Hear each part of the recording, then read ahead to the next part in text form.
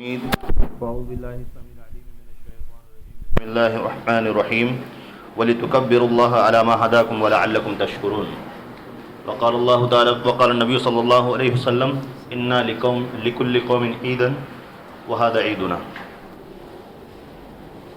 سامعین کرام، اللہ رب العالمین کا بہت بڑا احسان ہے کہ اللہ رب العالمین نے ہمیں اپنی عظیم نعمتوں میں سے ایک عظیم نعمت رمضان مبارک جیسی عظیم نعمت اللہ رب العالمین نے ہم کو عنایت کی، اور اللہ رب العالمین نے ہم مسلمانوں کو، مردوں کو، عورتوں کو اللہ رب العالمین نے یہ موقع دیا کہ ہم اس کے دیے ہوئے رمضان کے روزوں کو جو ہمارے اوپر اللہ رب العالمین نے فرض کیے تھے اس کو مکمل طریقے سے ادا کر سکیں، صحیح طریقے سے اس کی ادائیگی کر سکیں.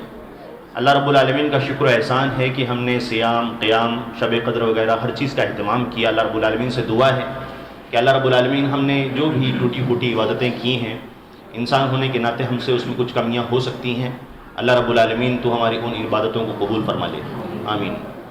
سامعین کرام، ابھی آپ کے سامنے جو قرآن کی آیت تلاوت کی گئی ہے اس میں اللہ رب العالمین نے ہم مسلمانوں کو بتلایا ہے کہ اللہ رب العالمین نے ہمارے لیے آسانی چاہیے ہے. اللہ رب العالمین سختی نہیں چاہتا ہے، ہمیں مشکل میں نہیں ڈالنا چاہتا ہے.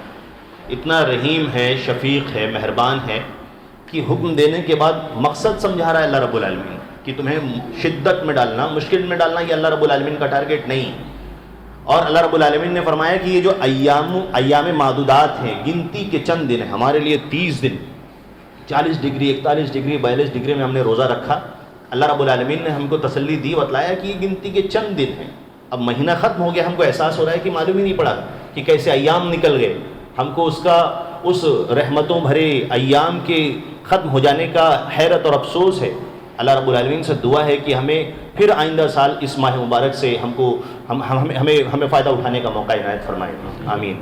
سمندروں جیسا ٹھانٹے مارتا ہوا اللہ رب العالمین کی رحمت والا مہینہ ہم نے دیکھا، اور ہم کو چاہیے کہ ہم جس طرح سے ہم نے ان ایام کے اندر اپنے آپ کو مستعد کر کے، تیار کر کے اللہ رب العالمین کو راضی کرنے کے لیے ہر ممکن کوشش کی. رمضان سے پہلے آنکھیں نہیں کھلتی تھی ہماری، ہم پریشان رہتے تھے، لیکن رمضان میں اللہ رب العالمین نے توفیق دی تو سحری کے لیے ہم اٹھ جاتے تھے. تو وہ جو قیمتی وقت ہے سحری کے وقت، اللہ رب العالمین سمائے دنیا پر آتا ہے، تو اللہ رب العالمین سے ہم کو اس وقت اٹھ کر جتنی بھی میسر ہو اللہ رب العالمین سے توبہ و مناجات کر کے اپنی ضرورتوں کو اللہ رب العالمین کے سامنے بیان کر کے اپنے مشکلوں کا حل تلاش کرنے کی کوشش کرنا چاہیے. ایاک نعبد و ایاک نستعین کا جو مفہوم ہے ہمیں وہ رمضان کے ماہ مبارک کے اندر بھی نظر آتا ہے. کیسے؟ الصیام لی وانا اجزی بہ. اللہ رب العالمین نے، اللہ کے رسول نے فرمایا کہ اللہ رب العالمین فرماتا ہے کہ روزہ میرے لیے اور میں ہی اس کا روزے کا بدلہ دینے والا. ایاک نعبد، ہم تیری ہی عبادت کرتے ہیں، یہ اس کا مفہوم ہم کو اس سے واضح ہوتا ہے. اور جہاں اللہ رب العالمین نے قرآن کی آیت میں یہ حکم بیان کیا ہے، رمضان کے احکام اور مسائل بیان کیے، اسی بیچ میں اللہ رب العالمین نے دعا کے مسئلے کو بھی ذکر کر دیا. وَإِذَا سَأَلَكَ عِبَادِي عَنِّي فَإِنِّي قَرِيبٌ، کہ جب اللہ کے نبی تم سے میرے بندے پوچھیں گے، مجھ سے میرے بارے میں پوچھیں گے، دعاؤں کے قبول کرنے کے بارے میں پوچھیں گے، تو ان سے کہہ دینا کہ میں ان کی دعاؤں کو سنتا ہوں. تو مسلمانوں کو چاہیے کہ مجھ سے مانگیں. تو یہ پیغام وَإِيَّاكَ نَسْتَعِينُ، یہ پیغام اللہ رب العالمین کا جو توحید کا ہے رمضان مبارک سے بھی ہم کو حاصل ہوتا ہے کہ ہم کو اللہ رب العالمین سے اپنے رشتے بنانے کے لیے کسی دوسرے کی، کسی ثانی کی، ثالث کی، تیسرے نمبر کی کسی کی ضرورت نہیں ہے.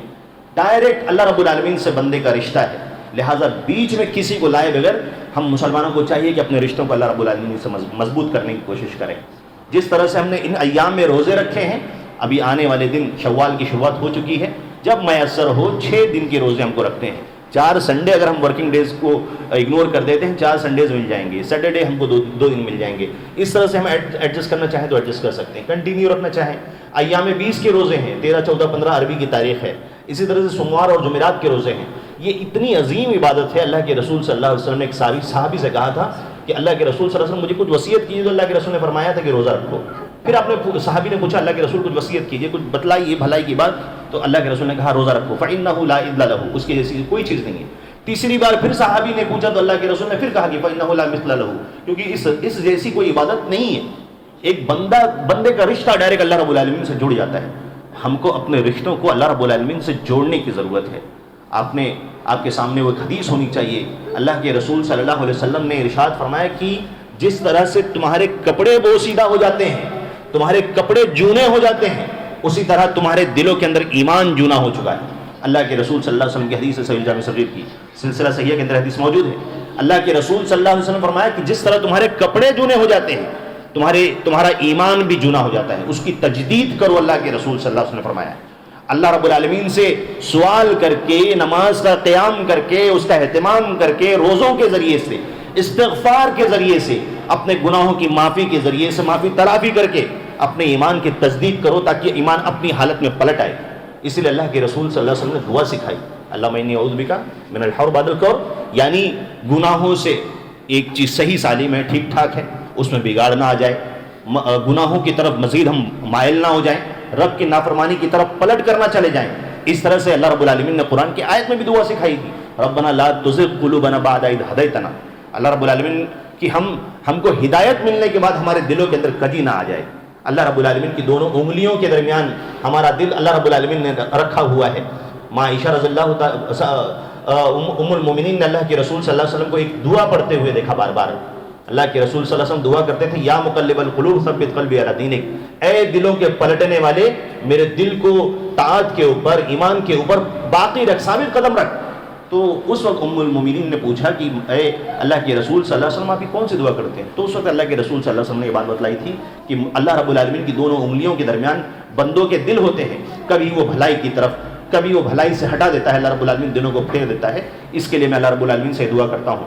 لہٰذا ہم کو بھی چاہیے کہ اللہ رب العالمین نے یہ جو سنہرے مواقع اللہ رب العالمین کو راضی کرنے کے، نیکیوں کے ذریعے سے اللہ رب العالمین نے ہم کو توفیق دی تھی، ہم اللہ رب العالمین سے دعاؤں کے ذریعے سے اللہ رب العالمین کے سامنے گڑ گڑا کر اللہ رب العالمین سے مانگے کہ اللہ رب العالمین ہمیں اس کی توفیق دے۔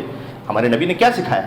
اللہم اعنی علی ذکرک و شکرک و حسن عبادتک۔ کیا مطلب ہے اس کا؟ کہ اے اللہ رب العالمین اعنی علی ذکرک، تیرے ذکر پر میری مدد کر، و شکرک، تیرے شکر پر میری مدد کر، اور تیری بہترین عبادت کرنے پر میری مدد فرما۔ اور یہی چیز اللہ رب العالمین نے اس ماہ مبارک کے تعلق سے جوڑ کر رکھی ہے، لعلکم تشکرون، تاکہ تم شکر گزار بندے بن جاؤ۔ اللہ رب العالمین نے یہ رمضان کے روزوں کا مقصد بیان فرمایا ہے۔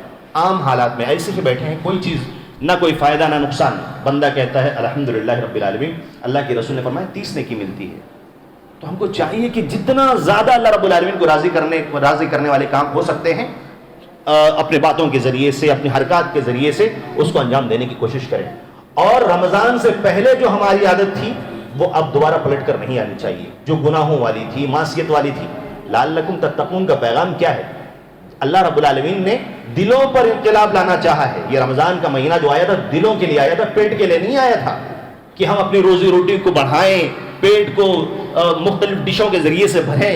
اسی لیے اللہ کے رسول نے فرمایا تھا ایک دوسری حدیث کے اندر کہ التقوی ہا ہونا، اللہ کے رسول نے اشارہ کیا تھا کہ تقوی یہاں رہتا ہے، یہاں۔ اور جب دلوں میں اسلام رچتا ہے، بستا ہے، تو اس کی برانچز، اس کی شاخیں اعمال کے ذریعہ سماج میں ظاہر ہوتی ہیں، چہرے پر سنت نبی کے ذریعے سے ظاہر ہوتی ہے۔ کتنا پیارا چہرہ ہوگا اللہ کے نبی صلی اللہ علیہ وسلم کا، کتنا پیارا چہرہ ہے، صحابہ کرام نے بیان کیا ہے۔ نبی صلی اللہ علیہ وسلم کی ذات مبارک، آپ کی داڑھی بڑھی ہوئی تھی۔ اللہ کے رسول صلی اللہ علیہ وسلم نے مجوسیوں کی، آگ کی پوجا کرنے والوں کی مخالفت کا حکم دیا ہے، مسلمانوں کو داڑھی کو بڑھانے کا حکم دیا ہے۔ کیا نبی سے زیادہ خوبصورت کوئی ہو سکتا ہے؟ تو یہ تقویٰ، کیا ہم نے تقویٰ کو کیا صرف نماز تک باندھ کے رکھا ہوا ہے، روزے تک باندھ کر رکھا ہوا ہے؟ نہیں، میری اور آپ کی ڈیلی جو شیڈیول ہے ہمارا، اس کے اندر سب کے اندر یہ چیز شامل ہے۔ ہم کو چاہیے کہ ہم سنت کا اہتمام کریں۔ امام مالک رحمہ اللہ کی داڑھی کس چیز پر چھلی گئی تھی؟ انہوں نے حق کا سپورٹ کیا تھا، اور طلاق مکرہ، زبردستی جو طلاق دلوانے کے بارے میں ان سے فتویٰ لیا جا رہا تھا، تو اس وقت زبردستی ان کی داڑھی چھل دی گئی تھی۔ اور ہم آسانی کی خاطر، ہم اللہ رب العالمین کو راضی کرنے کے لیے رمضان مبارک کے اندر اللہ رب العالمین کو راضی کرنے کے لیے چھوٹی چھوٹی چیزوں کا خیال کرتے ہیں، لیکن رمضان کے جانے کے بعد یہ یہاں سے اصل پریکٹس شروع ہوتی ہے۔ کیوں؟ کیونکہ شیطان نے اللہ رب العالمین سے وعدہ کیا ہوا ہے کہ اللہ رب العالمین تیرے بندوں کو میں بھٹکاؤں گا، ان کو سیدھے راستے سے ہٹاؤں گا۔ اور دوسری حدیث میں اللہ کے رسول صلی اللہ علیہ وسلم نے فرمایا کہ شیطان بھلائی کے راستے پر بیٹھا ہوا ہے، وہ سیدھے راستے پر بیٹھ کر بھٹکاتا ہے کہ یہ ہے بھلائی کا راستہ، یہ ہے بھلائی کا راستہ۔ وہ برائی کے راستے پر بیٹھ کر دعوت نہیں دیتا کہ آؤ یہ ہے برائی کا راستہ۔ لہٰذا ہم کو چاہیے کہ ہم کوئی بھی کام کرنے سے پہلے بچیں۔ اور آج ہمارا شکرانے کا دن ہے، اللہ رب العالمین کے شکریہ کے طور پر ہم کو آج زیادہ سے زیادہ کوشش کرنی چاہیے کہ ہم ہمیشہ اللہ رب العالمین کے شکر گزار بندے بن کر رہیں، لیکن کہیں اس شکر گزاری کے ایام میں بہت زیادہ خوشی میں مبتلا ہو کر کہیں گناہوں کی طرف نہ چلے جائیں، نہ اس موسیقی کی طرف، نہ اس فلم بینی کی طرف، نہ اسی طرح سے رشتے ناطے کاٹنے کی طرف۔ اللہ کے رسول صلی اللہ علیہ وسلم نے فرمایا تھا کہ لیس الباسل بالمکافی، ایسا مطلب رشتہ داری کا یہ مطلب نہیں ہے کہ اس نے اگر مجھے دعوت دی تو میں جاؤں گا، یا اس نے مجھے بلایا نہیں تو میں نہیں جاؤں گا۔ رشتے کاٹنا اللہ کے رسول صلی اللہ علیہ وسلم نے فرمایا بہت بڑا گناہ ہے، ایسا آدمی جنت کے اندر داخل نہیں ہونے والا ہے جو رشتوں کو کاٹتا ہے۔ لہٰذا ہم کو چاہیے کہ ہم رشتوں کو جوڑنے کی کوشش کریں، اس سے اچھا بہانہ کیا ہو سکتا ہے؟ آج عید کا دن ہے، خوشی کا دن ہے، سلام کر کے مبارکبادی دے کر دعاؤں کے ذریعے سے ہم دلوں میں جگہ بنانے کی کوشش کریں، معافی تلافی کریں، ختم کریں اس لڑائی جھگڑے کو۔ ہوتا یہی ہے کہ جب تک ہم زندہ رہتے ہیں دل کٹے ہوئے رہتے ہیں، بٹے ہوئے رہتے ہیں، جیسے ہی جنازہ ہوتا ہے ہم وہاں پر پہنچتے ہیں آنکھوں میں آنسو ضرور رہتے ہیں۔ تو لہٰذا اس مرحلے کے آنے سے پہلے ہم کو چاہیے کہ ہم رشتوں کو جوڑنے کی کوشش کریں۔ اللہ کے رسول صلی اللہ علیہ وسلم فرمائے لا يدخل الجنت قطاۃ، رشتوں کو کاٹنے والا جنت میں داخل نہیں ہوگا۔ اللہ کے رسول صلی اللہ علیہ وسلم نے رشتوں سے بھی یہ بات کہی ہے، لہٰذا ہم کو چاہیے کہ رشتے جوڑیں، موقع تلاش کریں، جہاں جہاں ہمارے ذریعے سے خیر کا کام ہو سکتا ہے اس کو حاصل کرنے کی کوشش کریں۔ اسی طرح سے عید کے موقع پر اللہ کے رسول صلی اللہ علیہ وسلم نے ہماری ماں اور بہنوں کو بھی ایک پیغام دیا تھا۔ بلال رضی اللہ تعالیٰ عنہ کے سہارے سے کھڑے تھے، اللہ کے رسول صلی اللہ علیہ وسلم نے کہا تھا، اللہ کے رسول نے فرمایا کہ میں تمہاری اکثریت کو جہنم کی آگ کے اندر دیکھ رہا ہوں، تصدقن واکثرن الاستغفار۔ اللہ کے رسول صلی اللہ علیہ وسلم نے فرمایا کہ تم بہت زیادہ صدقہ کرو اور بہت زیادہ استغفار کرو۔ تو اس وقت صحابہ کرام، صحابیات میں سے اللہ کے رسول صلی اللہ علیہ وسلم سے ایک صحابیہ نے پوچھا کہ اللہ کے رسول صلی اللہ علیہ وسلم سے کیا بات ہے کہ ہماری اکثریت جہنم کے اندر موجود ہے؟ اللہ کے رسول صلی اللہ علیہ وسلم نے اس وقت ریزن بیان کیا، وجہ بیان کی، کیونکہ تکثرن اللعن و تکفرن العشیر، تمہارا معاملہ یہ ہے کہ تم بہت زیادہ لعن طعن کرنے والی ہو، تم بہت زیادہ ملامت کرتی ہو، اور اسی طرح وتکفرن العشیر، تم اپنے شوہروں کی نافرمانی کرتی ہو۔ اس لیے امام نووی رحمہ اللہ نے کہا ہے کہ علماء کا اس بات پر اتفاق ہے کہ کوئی کسی کو لعنت نہیں کرے گا۔ لعنت کا کیا مطلب؟ اللہ رب العالمین کی رحمت سے دوری کسی بھی مسلمان کے لیے جائز نہیں ہے کہ وہ کسی کو لعن طعن کرے۔ ایک مرتبہ ایک سواری قافلے میں ایک سواری کو لعنت کہہ دی گئی، اللہ کے رسول نے فرمایا کہ اس سواری کو چھوڑ دو کیونکہ اس کے اوپر لعنت برس رہی ہے۔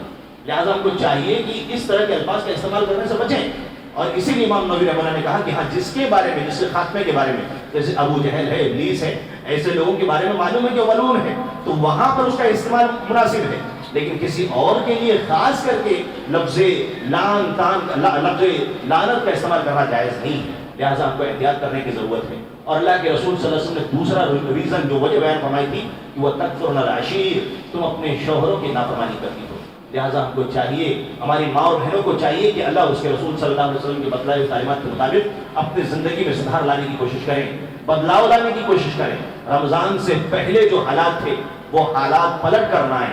اللہ رب العالمین سے دعا ہے کہ وہ ہمیں حق بات کہنے سننے سے زیادہ شریعت اسلامیہ پر عمل پیرا ہونے کی توفیق عنایت فرمائے۔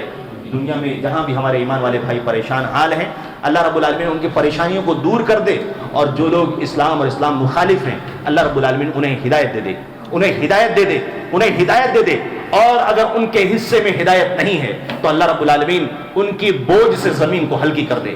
اللہ رب العالمین ہم میں سے جو پریشان حال ہے اللہ رب العالمین کی پریشانی کو دور کر دے، جو مقروض ہیں اللہ رب العالمین ان کے قرضوں کو دور کر دے، جو صاحب اولاد نہیں اللہ رب العالمین انہیں صاحب اولاد بنا دے، جو اولاد والے ہیں اللہ رب العالمین ان کی اولاد کی اصلاح فرما دے۔ ہم میں سے جو پریشان حال ہے اللہ رب العالمین کی پریشانی کو دور کر دے، جو مقروض ہے اللہ رب العالمین ان کے قرضوں کو دور کر دے، اور اس طرح سے جس طرح کی بھی پریشانی اللہ رب العالمین ان تمام پریشانیوں کو ہم سے دور فرما دے۔